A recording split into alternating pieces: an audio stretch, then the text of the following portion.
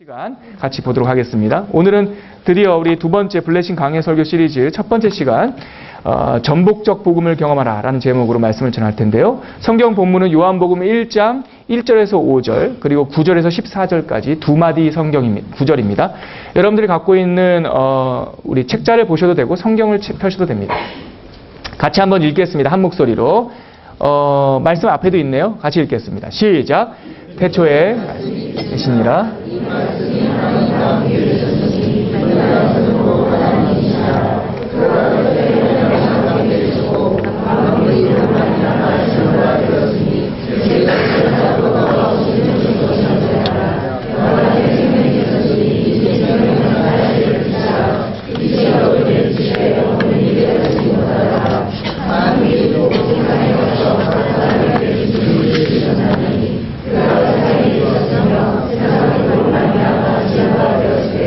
세상이 그를 알지 못하였고 자기 땅에 오매 자기 백성이 영접하지 아니하였으나 영접하는 자 곧 그 이름을 믿는 자들에게는 하나님의 자녀가 되는 권세를 주셨으니 이는 혈통으로나 육정으로나 사람의 뜻으로 나지 아니하고 오직 하나님께로부터 난 자들이니라. 말씀이 육신이 되어 우리 가운데 거하심에 우리가 그의 영광을 보니 아버지의 독생자의 영광이요 은혜와 진리가 충만하라. 아멘. 할렐루야. 우리 말씀 듣기 전에 아까 우리 인사했지만 한 번 더 옆에 있는 분들한테 축복할게요. 말씀의 주인공이 되십시오. 이렇게 옆에 있는 사람들한테 축복하겠습니다. 자, 이 본문 위에서 오늘 첫 번째 시간 전복적 복음을 경험하라. 사실 복음이라고 하는 것은 본질상 전복적이에요. 뒤집는 거예요. 여러분, 현대 사람들이 정서장애를 많이 경험하죠. 요즘에 저는 못 봤지만 그 지성이 주인공한 드라마 지킬 제목도 요즘 희한해가지고 뭐예요? 본 사람들 얘기 빨리 커밍아웃 하세요. 지킬 힐미예요? 지성이 나왔어요? 다중 성격에서 구중 성격이었다며요? 구중 성격?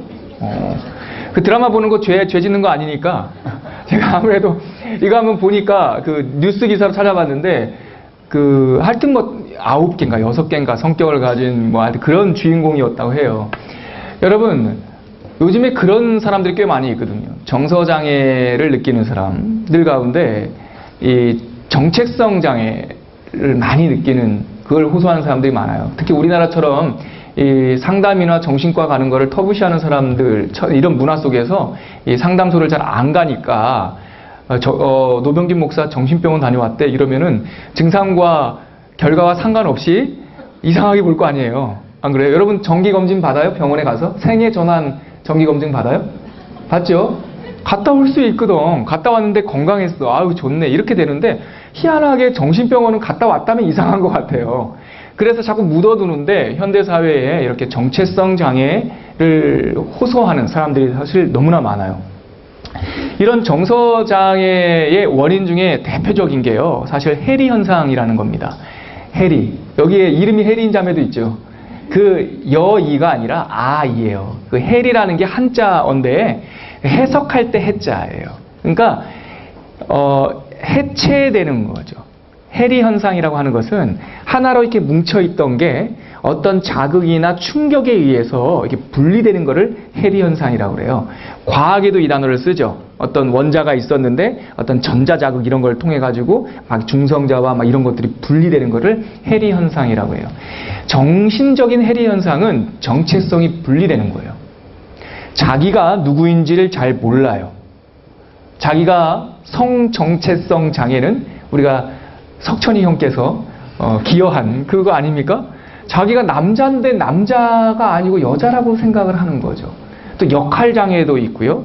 또 자기가 성인인데 벌써 어른이 되었는데 아이라고 인식을 하고 네, 자기는 지금 어떤 조그마한 회사에 다니고 있는 그냥 샐러리맨일 뿐인데 밤만 되면은 자기는 밤에 그 밤세계를 이렇게 휘젓는 무슨 조폭인가 이렇게 자기 스스로 생각하는 사람도 있다고 해요.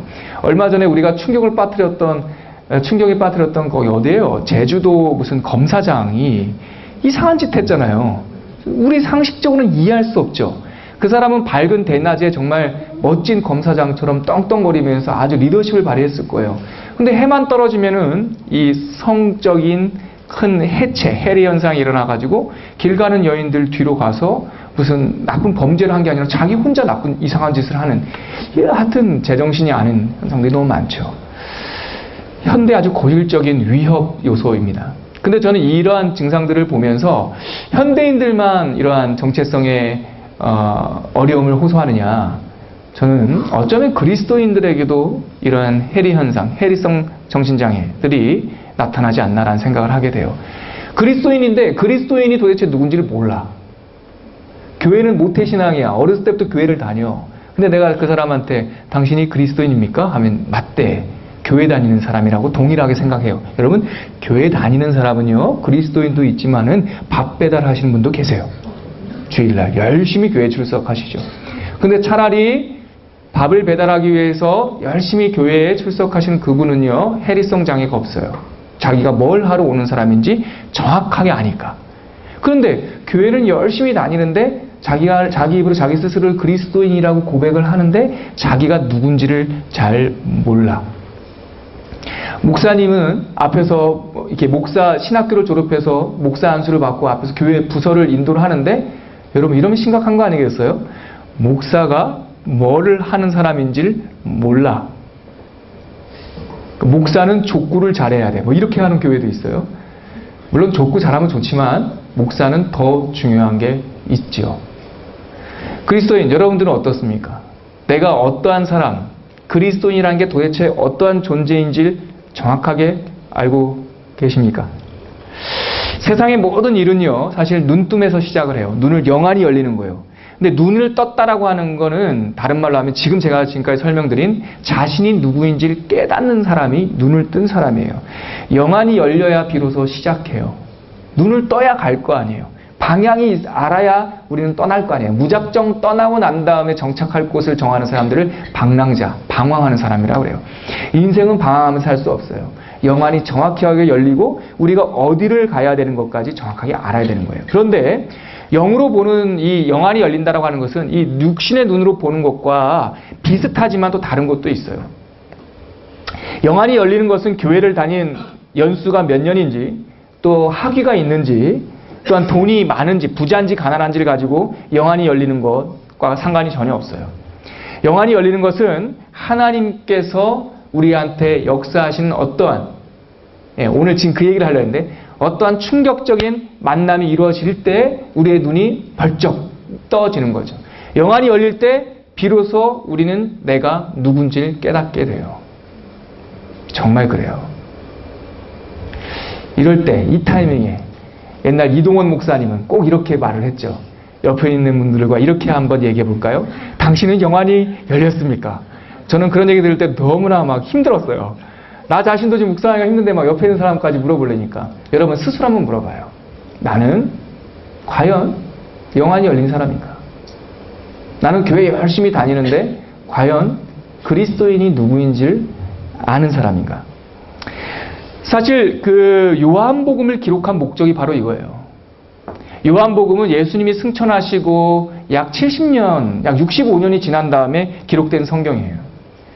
그리고 이미 마태복음, 마가복음, 누가복음이 그들의 손에 있었어요. 세 권을 다 갖고 있는 사람도 있었지만 두루마리 하나 정도는 갖고 있는 교회들이 다 있었다고요. 그런데 하나님께서 요한 사도를 통하여 굳이 다시 네 번째 복음서를 기록하기를 원하셨다고요. 왜냐하면 바로 그리스도인이 어떤 사람인가를 알려주기 위해서 이 복음서를 기록한 거예요. 당시 주님 승천하시고 주님 주후 AD 100년경에 하나님의 교회는 우리 블레싱, 우리라고 생각하면 돼요. 뭐 먼 과거를 상상할 필요 없어요. 지금 우리 블레싱이 바로 2000년 전 요한교회라고 생각하시면 돼요. 아주 심각한 위험에 직면하고 있었어요. 첫 번째는 외부적인 위험이었고 두 번째는 내부적인 위험이었어요. 외부적인 위험은 유대주의자들의 공격이었어요. 내부적인 위험은 영지주의자들이 막 난립하는 거였어요. 유대주의자들의 공격은 당신들의 그 교회가 사실은 교회가 아니다라고 하는 공격이었어요. 분리, 정죄였어요. 그 전까지만 하더라도 유대인들은 이 하나님의 교회, 이 기독교회와 세상 사람들은 같은 교회라고 생각했어요. 같은 구약 성경을 쓰고 같은 여호와 하나님을 부르고 아브라함을 조상이라고 믿기 때문에 특히 로마 사람들이 볼 때는 유대교나 기독교나 같은 것처럼 보였어요. 근데 가면 갈수록 이게 다르다는 걸 알게 되고 바로 요한 사도가 요한복음을 쓸 이 당시에는 유대인들이 어마어마하게 공격을 했어요. 그래가지고요, 기독교를 그러니까 고소하던 사람들은요, 로마 사람들이 아니었어요. 유대인들이 고소했어요. 기독교인들은 황제가 아니라 다른 황제를 섬기는 이교도다. 로마법에 유대교만 빼놓고, 유대교는 하여튼 독특한 종교여가지고 유대교는 특권을 줬어요. 너희들은 뭐 해도 된다. 너희들은 그 종교가 나라와 비슷하구나. 너희들한테는 특권을 줄게. 그래서 유대교는요, 좀 2등 시민이라고, 유대인이면 로마의 간부, 귀족은 될 수 없었지만 그 유대 하나님을 믿는 믿음 때문에 핍박을 받지는 않았다고요. 근데 그 특권을 초창기에 기독교인들도 누리고 있었어요. 근데 나중에 점점 이게 달라지면서 유대주의자들이 교회를 고소하면서 했던 말은 이 교회는, 이 사람들은 이단이지 유대교가 아니라는 거예요. 분리예요, 분리. 해리 현상이 일어나고 있는 거예요. 외적 해리 현상이.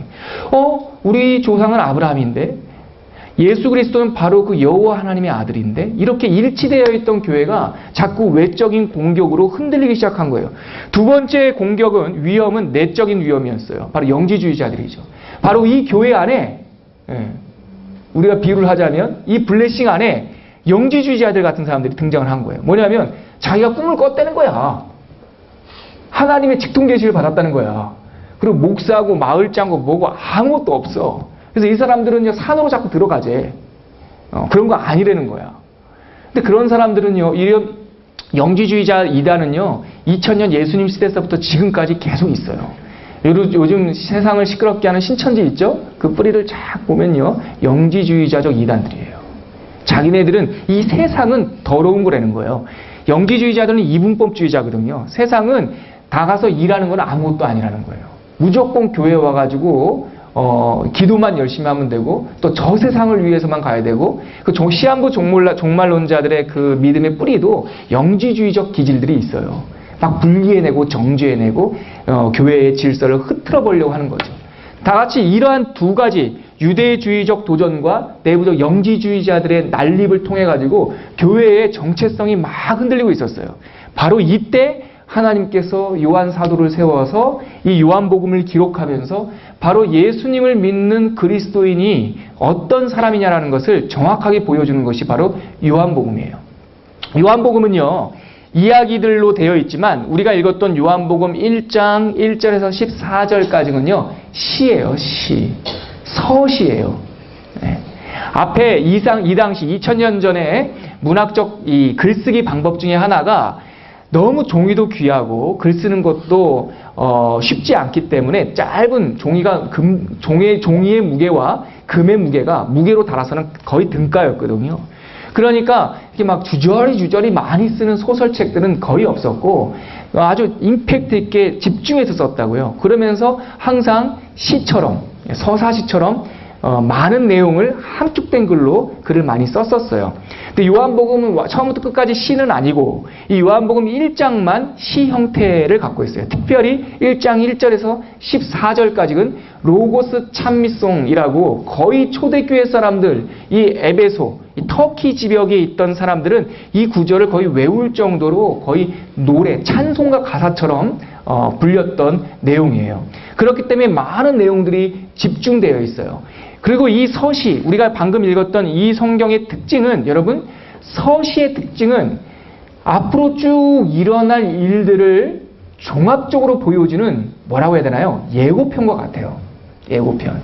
앞으로 일어날 일들이 있는데 그 일들의 원리를 담아놓고 있는 내용이에요. 그래서 요한복음 1장에서 14절까지를 꼼꼼히 시를 읽듯이, 시는 한번 읽고 나 다 이해했어 하고 덮진 않잖아요. 시를 읽듯이 한 구절 한 구절을 묵상해 보면 앞으로 우리가 14줄 동안 살펴볼 그 인사이드 아웃, 예수 그리스도를 만나서 삶의 혁명을 경험한 복음을 만난 사람들의 원리와 과정이 이 1장 1절에서 14절까지 다 들어있어요.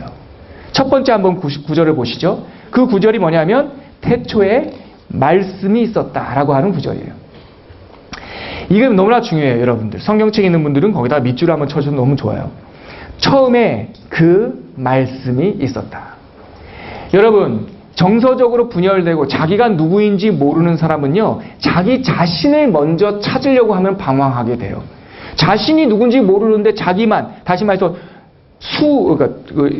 수도, 자기를 이렇게 닦는 거, 자기를 깊게 이렇게 골똘히 생각하는 것은 답이 안 나와요. 자기가 항수가 아닌데, 자기가 불변하는 진리가 아닌데, 자기에게만 집중하면은요, 더 이상한 데로 가요. 항상 어떠한 문제가 발생했을 때는 흔들리지 않는 대전제, 가장 중요한 불변하는 진리를 찾으려고 해야 돼요. 요한 사도는 그의 복음서를 처음에 이렇게 시작해요. 처음에 모든 것의 처음 시작에 호로고스, 말씀이 있었다. 여러분, 이게 바로 그리스도인과 세상 사람들을 구별하는 아주 굵은 한 선이에요. 여러분들은 누구를 믿는 사람들입니까? 누구를 믿는 사람들입니까? 하나님을 믿는 사람들이에요. 불변하는 창조주를 믿는 사람들이에요. 우리는 이 세상이 우연이 됐다라고 생각하진 않아요. 그리스 로마 신화를 봐요. 무슨 괴물 같은 것이 싸워가지고 괴물이 누구를 삼켰는데 그 아들이 그 괴물의 입을 반절로 잘랐더니 절반은 하늘이 되고 절반은 뭐 바다가.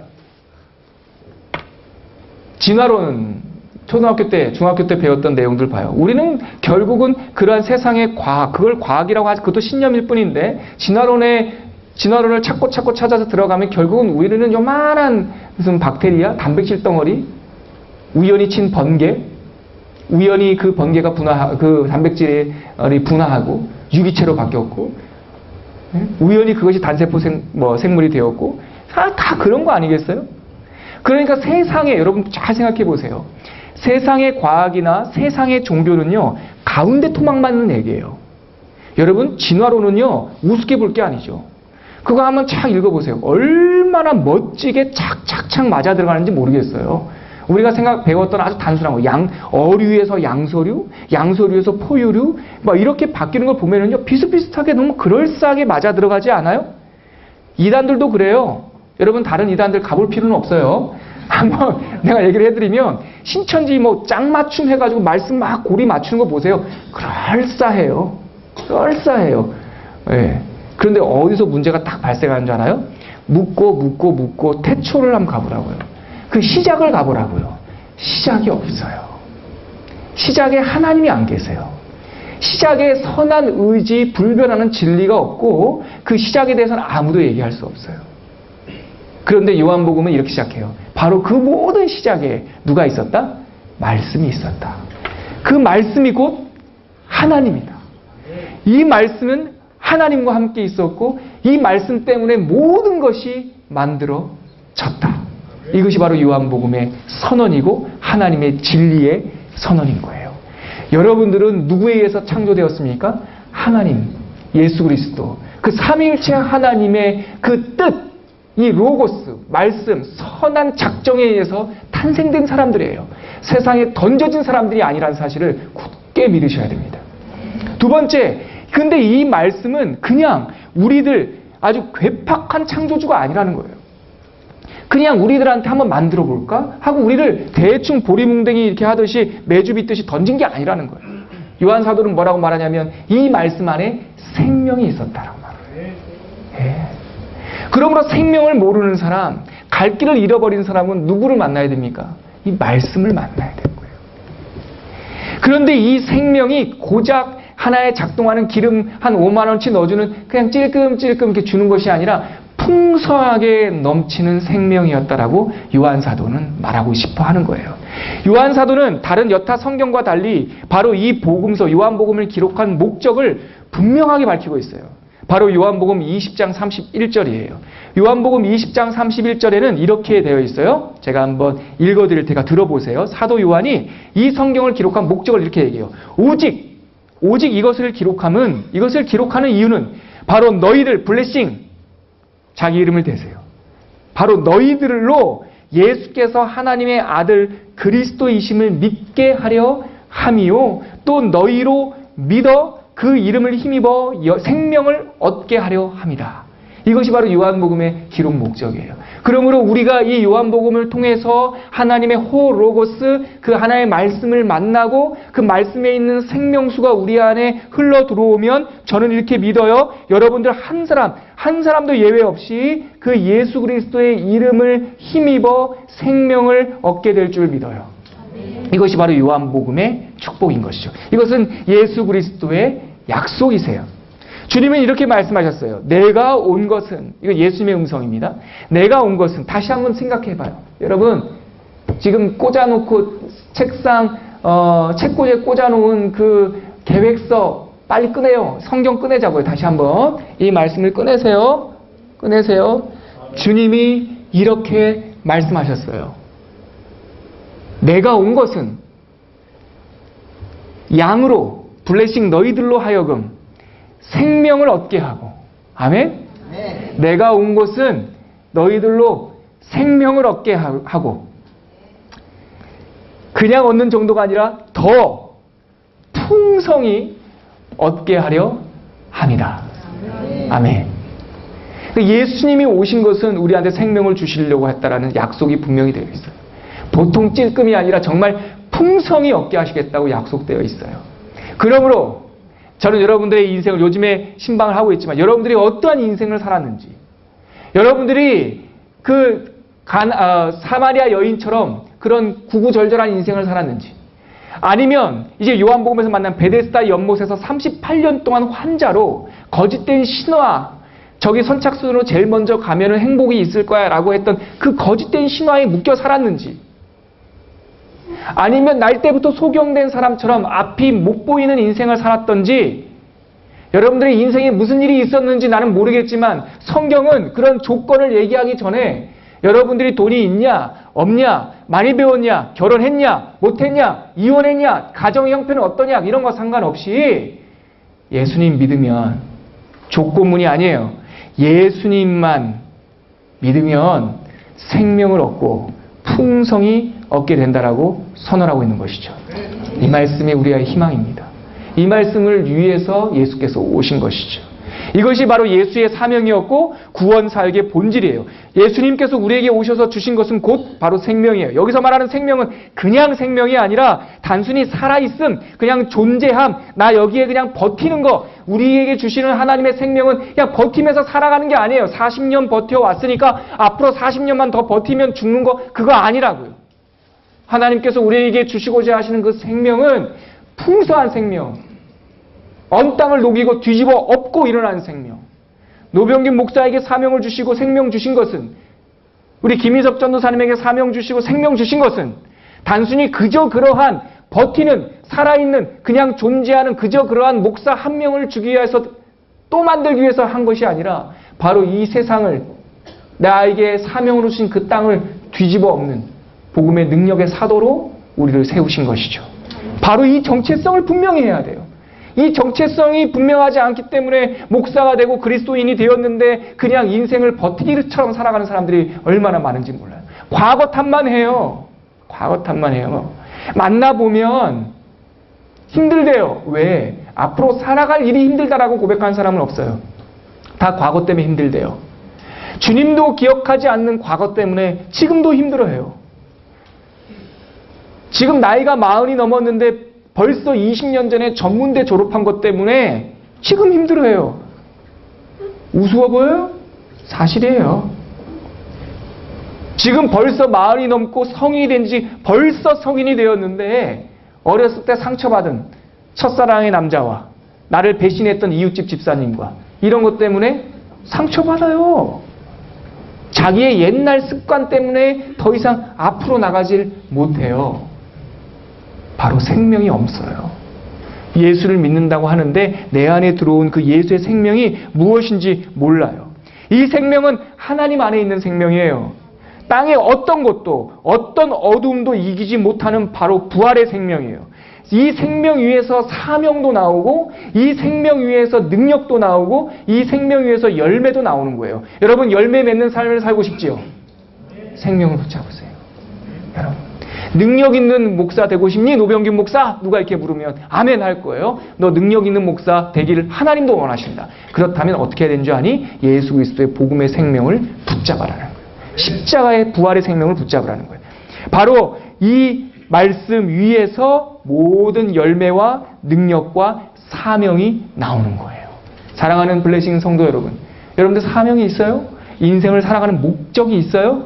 여러분들 중에 혹시 목적을 상실한 사람 있어요? 이거 해야 되는지 저거 해야 되는지 아직까지도 방황하고 방랑하는 인생을 살고 있어요? 원인이 뭔지 아세요? 사명이 없기 때문에 그래요. 왜 사명을 못 봤어요? 예수 내 안에 들어와 임재하시는 예수 생명을 풍성히 누리지 못하기 때문에 사명이 없어요. 사명이 없는 사람은 지금 세상 사람들이 다 부러워하는 세상에서 가장 좋은 명문대를 다니고 있어도 사명이 없는 사람은 방황하고 있는 인생이에요. 그리고 다시 요한복음 1장 9절에서는 그 생명의 빛이, 여러분 이 다음이 너무나 중요해요. 버티컬이에요. 이 생명의 빛이 세상에 왔다는 거예요. 여러분. 그런데 이 세상을 뭐라고 표현하면 어두움에 비치더니 이렇게 얘기해요. 어두움에 비치더니. 자, 고개 들고 저를 한번 보시죠.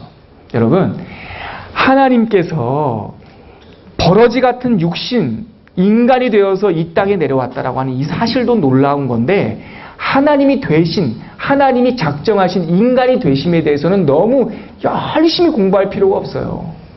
그거는 우리가 공부해도 성육신의 사건, 하나님이 인간이 되셨다라고 하는 것은요, 그냥 믿는 은혜이지 그거 분석한다고 답이 안 나와요. 중요한 건 뭐냐면 그 빛이 인간의 몸을 입고 어디에 왔냐라는 게 중요해요. 어둠에 왔다는 거예요. 세상에 왔다는 거예요.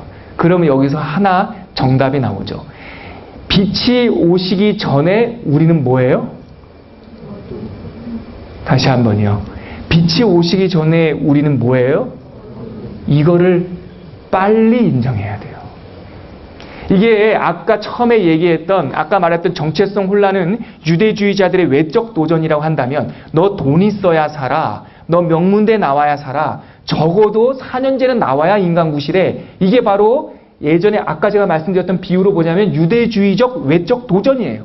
그거 없어도 살아요. 그거 없어도 행복해요. 넌 신학교 나오려면 그런 거 없어도. 유명한 설교자들은 다 신학교 안 나온 사람들이에요. 그래도 능력 있는 목회하려면 남자쯤은 돼야지 웃기지 말라고 그러세요. 여자도 성령 받고 능력 받으면 김양재 목사님처럼 능력의 종이 돼요. 목사가 되든 안 되든 상관이 없어요. 외적 도전으로부터 자유하세요. 그 다음의 문제는 내적 도전이에요. 우리는 이걸 빨리 깨달아야 돼요. 예수의 빛이 임하지 않으면 우리는 어둠이더니, 자기가 죄인이라는 사실, 자기한테는 아무런 희망이 없다는 사실을 빨리 인정해요. 왜 우리가 자꾸 거짓말해요? 우리가 왜 자꾸 과장해요? 우리가 왜 자꾸 숨죠? 자기의 연약한 것을 인정하지 않기 때문에 그래요. 근데 빛은 그 어두움에 들어오세요. 이게 은혜예요, 여러분. 그래서 사도 바울은 이래요. 예수 그리스도는 모든 죄인을 구원하기 위해서 이 땅에 오셨다. 그렇다면 내가 모든 죄인 중에 뭐다? 우두머리다. 은혜 원리를 깨달은 거예요. 우리가 예수님 앞에 죄를 고백할 수가 있어요. 나는 어둠입니다. 나는 죄인입니다. 나에게는 희망이 없습니다. 고백할 수 있어요. 왜냐하면 빛에 대한 믿음이 있기 때문에. 교회는요, 여러분, 교회는 죄를 덮어두는 곳이 아니에요. 교회는 죄를 합리화시켜서 괜찮다 말해주는 폐잔병들의 숙소가 아니라고요. 교회는 죄를 들춰내는 곳이에요. 교회는 우리가 죄인이라는 것을 밝히는 곳이에요. 왜냐하면 세상에는 그 죄를 밝히고 나서 치유할 능력이 없지만, 교회는 하나님의 복음을, 그 어둠을, 그 죄를 치유할 능력이 있어요. 그러므로 이 자리에, 이 늦지막한 나이에, 초등학교 때 예수 믿다가 이제 이 늦은 나이에 이 수영로교를 찾아와서 블레싱까지 나와서 이 주일날 많은 사람들은 집에 앉아서 무한도전 보고 있는 이 시간에 우리 나와가지고 여기 앉아 있는데 여전히 자기 자신을 감추고 자기 자신이 뭐라도 되는 것처럼 뻐기고 거짓말하고 정체성 혼란을 겪고 있는 사람이에요. 인정하세요. 고백하세요. 내가 어둠이라는 사실을 하나님 앞에 고해성사를 하세요. 회개를 하세요. 뉘우치세요. 노병김 목사도 당신들이 담배 피는 거, 당신들이 과거에 술을 마셨던 거, 당신들이 과거에 이러한 개떡 같은 성격이었다는 거, 다 나한테 하는 얘기입니다. 이런 것들을 나조차도 개의치 않는데 하물며 사랑이 풍성하신 하나님께서 그것을 기억할 리가 없다는 거예요. 그러냐? 그러기 때문에 내가 필요하다는 거예요. 너 어둠인 거 내가 알아. 막 고백하고 눈물 콧물을 흘리면서 하나님한테 죄를 고백하면 하나님 뭐라는 줄 아세요? 나 안다. 너가 연약한 거 나 안다. 그러니 이 말씀을 잘 집중해 보세요. 그러니 내가 너에게 왔다. 할렐루야. 아멘. 그러니 내가 너에게 왔다. 너 길 잃어버린 거 알아. 그러니 내가 너를 찾아왔다. 너 왜 잃어버렸는 줄 아니? 네가 100마리 양 중에 가장 연약한 양이거든. 선착순에서 밀린 거거든. 양들이 막 힘센 양들이 떼거지로 이렇게 몰려다닐 때 네가 뒤로 자꾸 뒤처진 거거든. 그런데 내가 그렇기 때문에 너한테 왔다. 이게 복음이에요, 여러분. 이게 복음. 빛이 세상에 왔다. 그러므로 여러분, 이제 용기를 갖는데 여러분들의 어둠을 더 이상 묵상할 필요가 없어요. 어둠은 능력이 없어요. 할렐루야. 어둠 능력이 없다고. 뭘 묵상해요? 빛을 묵상해요. 빛을 초청하세요. 예수 그리스도를 초청하세요. 하나님 나에게 오시옵소서. 빛이 임하면 어둠은 물러가요. 빛이 임하면 어둠은 그날 즉시 물러간다고요. 두 개가 동시에 이렇게 병존할 수 있는 문제가 아니에요. 어두움은 빛이 임하는 순간 그날로 끝나는 거예요. 예수를 참다운 나의 구주로 믿는 순간 내 안에 진짜 전복적인 혁명이 일어나요. 정말 일어나요. 사명과 십자가만 생각하면 세상이 단순해요. 단순하다고요. 복잡한 거 생각할 필요가 없어요. 내가 월 사례를 얼마 받지? 내가 이 다음에 뭐가 되지? 지금 블레싱 사역하는데 내년에는 무슨 몇 격으로 가지? 몇 격으로 갔다가 어느 교회 담임 목사로 가지? 이런 게 세상과 나는 간 곳 없고 그런 거 싹 날아가 버리고 십자가, 부활의 생명과 나에게 맡겨준 사명, 그 달려갈 길만 생각하면 인생이 단순해지는 거예요. 눈치 보지 않아요. 아무도 눈치 보지 않아요. 엄마 아빠도 눈치 보지 않고 직장 상사도 눈치 보지 않아요. 용기 있게 살아가는 거예요. 그런데 우리가 어둠이라고 하는 이 사실은 우리한테 중요한 숙제를 하나 던져줘요. 내적 적, 다시 말해서 이 어두움과 전쟁을 멈추면 안 돼요. 이 문을 빛이 들어올 수 있도록 항상 열어놔야 돼요. 우리는 이 죄의 습성이 있어서 빛이 임하였을 때 늘 어둠으로, 옛날에 우리가 있었던 그 어둠으로 돌아가려고 하는 죄의 타성이라는 게 있어요. 여러분, 예수님 믿는다고 그날로 성인이 되는 게 아니란 말이죠. 날마다 빛을 초청하고 그 빛이 임하여 우리의 어둠들을 내쫓는 그 영적 전쟁을 하루도 게을리하면 안 돼요. 이거의 동반자가 뭐냐면 기도와 말씀, 믿음과 순종. 여러분, 제가 단순하게 믿음에 대해서 말씀드릴게요. 믿음이, 다시 말해서 하나님의 빛을 영접하다라는 뜻을 요한일서 말하고 있는데, 요한복음 1장 말하고 있는데, 그 영접하다는 말이 믿음이에요. 영접하는 자. 그 다음에 뭐가 나오죠? 암송하시는 분들 같이 해볼래요? 영접하는 자, 곧 그의 이름을 믿는 자들에게는. 요한복음에는 빛이 세상에 왔을 때 영접하지 아니하고, 이 말은 뭐예요? 빛이 왔는데 믿지 아니하고, 이 말이에요. 믿음이 너무나 추상화되어 버렸다고요. 여러분, 예수님 믿는다는 게 뭐예요? 예수님 믿는다는 게 뭐예요? 믿음은 동시에 뭐가 수반돼요? 순종이 수반돼요. 한청자매 땡큐. 오랫동안 이제 말씀 듣고 공동체 생활하면서 이게 반응이 바로 나오니까 너무, 어느 누구에게도 당신이 믿습니까? 아멘. 믿음은 무엇을 수반합니까? 안 나와요. 우리 블레싱은 알아요. 믿는다는 게 뭡니까? 말씀에 순종이에요. 많이 순종하는 겁니까? 아니요. 한 걸음에 순종이에요. 네 하는 거예요. 예수는 아멘 되고 아닌 것은 아니오 되는 게 예수예요. 예는 예고 아닌 거예요. 어둠에 거하는 사람들의 특징, 제가 만나보고 아직 그 생명이 많이 흘러들어오지 않은 사람들에게 어떤 특징이 나타나는 줄 아십니까? 완악해요. 강팍해요. 아무리 좋은 얘기를 해도 그게 좋은 말인지 몰라요. 아무리 좋은 거를 주는데 먹지를 않아요. 영적인 기근이에요. 어떤 자매한테 제가 예전에 그랬어요. 빚내지 마세요. 괜찮아요. 순종했어요. 순종했어요. 그래서 얼굴이 환해졌어요. 100% 빚을 다 갚지 못했어요. 그러나 내가 그랬거든요. 이게 복음이에요, 여러분. 아, 목사님은 이런 그런 거 구체형까지 얘기해 안 창피해요. 저는 그게 믿음이라고 생각해요. 내가 그래요, 애들한테. 신용카드 잘라버려. 난 이게 믿음이라고 봐. 뭐예요? 왜 빚지는 인생 살아요? 빚져서 뭐라도 하나 더 주면 뭐 괜찮은데, 여러분 신용카드 빚지는 인생 살아서 결국 주는 게요 200원 300원인 거 알아요? 포인트. 저는 너무나 실제적인 심각해요, 여러분. 우리가 300원 500원에 속고 앉아 있다니까. 그 포인트 돈으로 계산해봐. 기껏 내가 50만원 60만원 먼저 빚져서 얻는 건 700원 얻었더라고. 내가 빚지는 인생은 누구도 해결해 주지 않고 그날로 카드를 잘라요. 카드를 쓰지 말라는 얘기가 아니에요.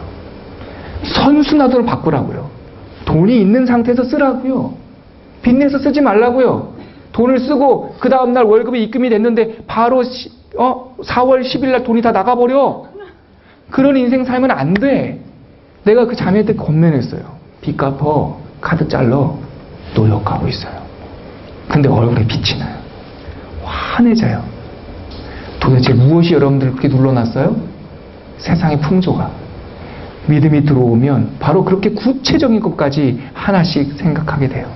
그 전에는 무조건 누구나 내 친구가 들고 다니는 구찌 가방, 루이비통 가방, 심지어 짝퉁이라도 하나 들고 다녀야 나의 정체성, 존재감이 드러나는 것처럼 보이는데 그 다음에는 그게 중요하지 않아요.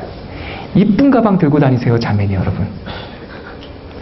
싸구려 가방, 그 뭐예요, 장보는 가방 들고 다니라는 거 아니에요. 노병균 목사를 그렇게 험하게 보지 마세요. 저는 우리 사랑하는 블레싱 자매들이 이쁜 가방 들고 다니기를 원해요. 그러나 가짜 가방 들고 다니지 마세요. 왜 꼭 비싼 게 이거 LX 써 있어야 이쁜 가방입니까? 맞죠? 루이비통 LX 맞나요? 아무튼 LV인가요? 여러분, 그거 꼭 써 있어야 이쁜 가방입니까? 왜 우리가 자꾸 속아요? 필요하면 가끔 루이비통이 예술적 그 영감이 임해서 가끔 몇 년에 한 번씩 이쁜 디자인 하나 나왔으면 그런 거 하나 사요. 상관없어요. 예, 돈을 모아놓고 빚내서는 안 되고 그런 거 가끔 하나 사요. 몇 년에 한 번. 또 남편하고 결혼할 때 새신랑한테 그런 거 하나 사달라고 해도 돼요. 상관없어요. 그런데 왜 꼭 신상만 나오면 파블로프의 개처럼 카드를 긁어서 해도 그 가방을 사야 되겠다라고 왜 길들여지냐고. 형제들도 마찬가지예요. 왜 술집만 보면 달려가냐고. 왜 차만 보면 그러냐고. 왜 게임기만 보면 달려가냐고. 생명이 없는 거예요. 믿음이라는 건 그거예요. 순종하지 마라. 어느 것도 너를 부자에게 만들지 마라. 어둠과 빛이 공존할 수 없다. 네가 어떠한 모습이라도 네가 너다운 한, 다시 말해서 내가 너를 창조한 그 모습으로 서 있는 한 나는 너와 함께한다. 내가 너의 능력이다. 어느 누구도 어느 어두움도 세상의 어떠한 영적인 존재도 너를 침노하지 못한다. 왜냐하면 내가 너의 보증이다. 이거를 왜 안 믿어? 이걸 왜 안 믿어? 그 예수 그리스도의 빛을 받아들이면 세상의 어떤 것도 우리들에게 너는 5,000원짜리, 너는 10,000원짜리 가격표를 붙일 수가 없어요. 가격표 다 띄워버려요, 여러분. 저를 한번 보세요. 일단 먼저 자매 여러분, 세상이 여러분한테 붙여놓은 가격표 거절하세요. 거절하세요. 주민등록증 써있는 그 출생연도 숫자 그거 띄워버리세요. 왜? 그거 다 띄워버리세요. 세상의 졸업장 번호 여러분들 아무도 기억하지 않아요? 띄워버리세요. 예수님께서 여러분들에게 생명과 함께 붙여주신 그 가격표를 빨리 발견하세요. 여러분들의 사명을 발견하세요. 어느 것도 눈치 보지 말고 그 길로 걸어가세요. 마지막으로 바로 이 예수님을 영접한 사람, 믿는 사람은 아까 방금 말씀드렸듯이 참된 자, 곧 하나님의 자녀가 되게 하는 권세를 주셨다. 믿으면 뭐가 된다고요? 좋은 사람 된다가 아니라 저 따라합시다. 믿으면 저쪽도 따라합시다. 믿으면 하나님의 자녀가 된다. 너무 문학적 표현이니까 이해가 잘 안 되죠? 다시 따라하세요. 믿으면 하나님, 남자만 따라하세요. 믿으면 하나님의 아들 된다. 아멘? 자매들 따라하세요. 믿으면 하나님 딸 된다. 더 이상 뭐가 필요하냐고. 나 노병균 목사 하나님의 아들. 응? 우리 희정자매 하나님의 딸. 뭐가 필요하니? 하나님이 당신의 아버지인데 거듭나야죠. 다시 태어나야죠. 이것이 바로 전복적 복음이에요. 도대체 뭐가 필요해? 누워 계신 요양원에 계신 너희 어머님이 편찮으신 그 사건이 너를 얽어매니? 그럴 수 있어. 사랑하니까. 근데 그것 때문에 내 정체성이 무너지면 안 되잖아. 하나님이 우리 아빠인데. 결론을 내립니다. 여러분들은 예수 믿는 사람입니다. 예수님 믿는 사람은 거듭난 사람이에요. 다시 말합니다. born again. 다시 태어난 사람이에요. 따라합시다. 따라합시다. 나는 다시 태어났다. 다시 태어났다.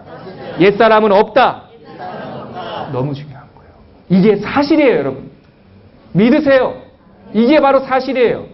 예수 믿어서 예수 영접한 사람은 다시 태어난 사람이에요. 옛사람 없어요. 옛날에 뭐를 하고 뭐 어떤 과거 다 필요 없어요. 앞으로 나가는 일만 남아있다고요. 빛이 임하면 어둠이 물러가요. 옛 자아를 가득 채우던 어둠은 끝난 거예요. 끝난 거라고요. 빛이 가득 차 있는 상태는 새로운 자아의 탄생이에요. 이것을 성경은 중생, 거듭났다라고 말을 해요. 다시 태어난 거예요. 하나님을 믿는 사람이 누구입니까? 다시 태어난 사람이에요. 그리스도 안에서. 빛으로 다시 빚어진 사람이에요.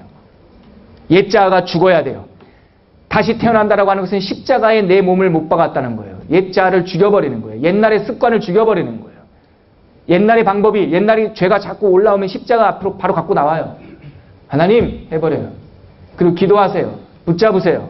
그리고 다시는 옛 습관의 그 구렁텅이로 돌아가지 않겠다고 결단하세요. 바로 이 십자가의 담금질에 도움이 되는 것이 아까 말씀드렸던 말씀, 기도, 믿음, 순종. 아멘? 하나씩 걸어가다 보면 능력의 종이 돼요. 이번 주 담임 목사님 칼럼 읽어보셨어요? 이번 주 칼럼 읽어보셨어요? 칼럼 읽어보신 분 손 한번 들어봐요. 읽어봐요. 되게 좋은 말씀이 많다고요. 이번 주 칼럼의 내용인 거예요. 높은 산 어떻게 올라갑니까? 하루에 내가 1km씩 100걸음씩 걷는다 하면 얼마나 걸릴까요? 그거 생각하면 못 걸어간다는 거예요. 근데 담임 목사님이 하시는 말씀은 뭐냐면 한 걸음만 걸어갑니다. 네? 한 걸음만. 오늘 한 걸음, 내일 한 걸음. 계속 걸어가다 보면 어디로 가요? 높은 산에 도달해요. 믿음의 진보도 그래요. 한 걸음의 순종으로 날마다 걸어가다 보면 결국은 성숙한 그리스도의 장성한 분량으로 도착해 있어요. 그런 날이 있을 줄 믿습니다. 예수님께서 요한복음 1장 14절 상반절에 보면 이 말씀도 너무 좋아요. 그 말씀이, 이 생명의 말씀이 살과 피가 되어 내 안에 사신다. 이거 문학적 표현 아니에요. 고개 들고 저를 한번 보시죠. 14절 말씀이. 말씀이 육신이 되어 우리 가운데 거하심에, 이 말씀을 쉽게 풀면 이거예요. 바로 그 호로고스, 예수 그리스도, 생명의 말씀, 빛이신 말씀이 살과 피가 되어 내 안에 사신다. 안 느껴지죠? 너무나 거대한 선언이어서. 내 안에 예수 그리스도께서 사셔요. 그러므로 사도 바울은 빌립보서 2장 21절에 내가 사는 것은 그리스도니 죽는 것도 유익하다. 그리고 갈라디아서 2장 20절 말씀에 내가 그리스도와 함께 십자가에 못 박혔나니, 십자가 위에 담금질이에요. 이제는 내가 사는 것이 아니요 오직 내 안에 그리스도께서 사시는 것이다. 이제 내가 이 육체 가운데 사는 것은 나를 사랑하사 나를 위하여 자기 자신을 버리신 하나님의 아들을 믿는 믿음 안에서 사는 것이다. 아멘. 예수님께서 여러분 이렇게 손을 한번 있으면 이렇게 자기 가슴에다 이렇게 대보세요. 아 진짜로 이게 문학 소설책 읽듯이 하지 말고 한번 이렇게 대보세요. 그리고 눈을 살짝 감아보세요. 이렇게 한번 저랑 따라 한번 해보세요. 주님이 살과 피가 되어 여기에 사시네.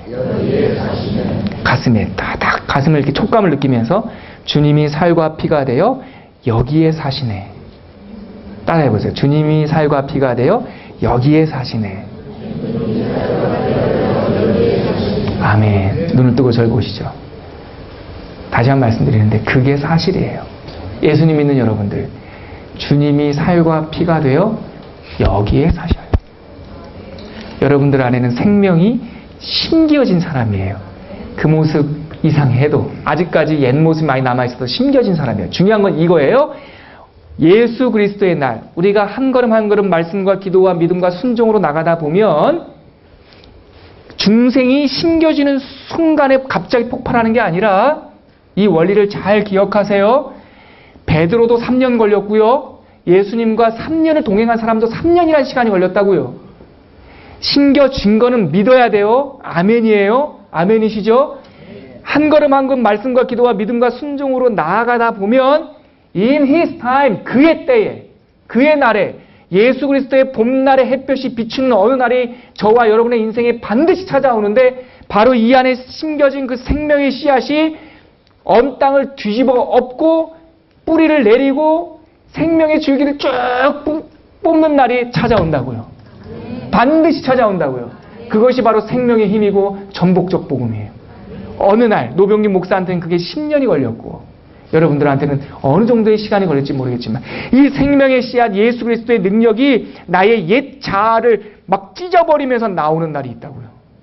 그러면 예수 그리스도의 열매가 그 가지에서 성장과 더불어 맺히게 돼요. 복음은 본질상 전복적이에요. 생명의 새 소식이에요. 복음이 들어가면 예수 그리스도의 복음이 들어가면 굶고 있던 여러분들이 생명의 밥을 먹는 것이고 요한복음에 있는 에고 에이미 예수님의 표현이에요. 복음이 들어가면 어두움 속에 살고 있던 여러분들 가운데 생명의 빛이 임하는 것이고 복음이 들어가면 방황하고 있던 여러분들이 양의 문을 찾는 것이고 복음이 들어가면 잃어버린 그 어린 양처럼 방황하고 위험에 처해 있던 여러분들이 선한 목자를 만나는 것이고 복음이 들어가면 죽었던 나사로와 같은 여러분들의 인생에서 새로운 부활을 경험하게 될 것이고 아멘. 복음이 들어가면 미궁이 빠져 미궁에 어디로 가야 될지 모르는 여러분들에게 내가 곧 길이요 진리요 생명이라고 하는 길이 보이는 것이고 복음이 들어가면 어느 날 요한복음 15장에 보면 마른 나뭇가지와 같은 쓸모없는 불에 들어갈 수밖에 없는 나뭇가지와 같은 우리들을 예수님께서 딱 잡으시고 자기의 몸에 이식하셔서 우리 인생에 30배, 60배, 100배의 열매를 맺어내는 포도나무 가지가 되는 거예요. 이게 성경에 기록된 하나님의 약속이에요. 이 전복적인 복음을 경험하시기 바랍니다. 정말 뒤집어지는 경험을 하시기 바랍니다. 예전의 습관, 예전의 추억, 예전의 아픔들은 이젠 제발 쓰레기통에 다 집어버리고 복음으로 다시 태어나는 정말 하나님의 복음으로 새로운 삶을 살아가는 블레싱 여러분들 되시기를 주님의 이름으로 축원합니다.